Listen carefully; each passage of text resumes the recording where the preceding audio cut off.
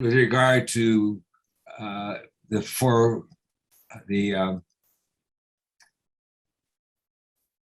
cooperation that the city police force gave to OIR in complying with their requests.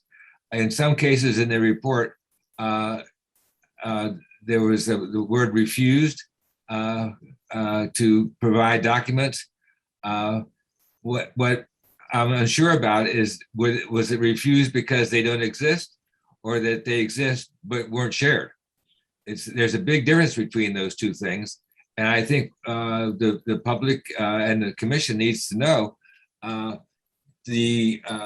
some more clarification on what that form those refusals took, and some assessment of how serious that is, because it's one thing for what happened last summer to have happened, but to not be willing to learn from it, which looks like the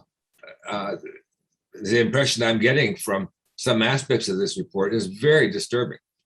So if the OIR persons on the panel tonight can give me some clarity on what is meant by lack of forthcoming documents or refusal to turn them over means, I'd like to know that. Go ahead, Michael. Yeah, Commissioner Urban, thank you for the question. I think there were a few things going on here. One is that we're living through a pandemic. We never got to Kalamazoo. And as a result, we didn't, I think we were challenged as everyone has been, with regard to the way in which we have to communicate with each other. And what I would say is that we're not persuaded that there were documents that existed that we weren't provided. What we were trying to say, as artfully as we could, is that it took us a while to get to where we wanted to get.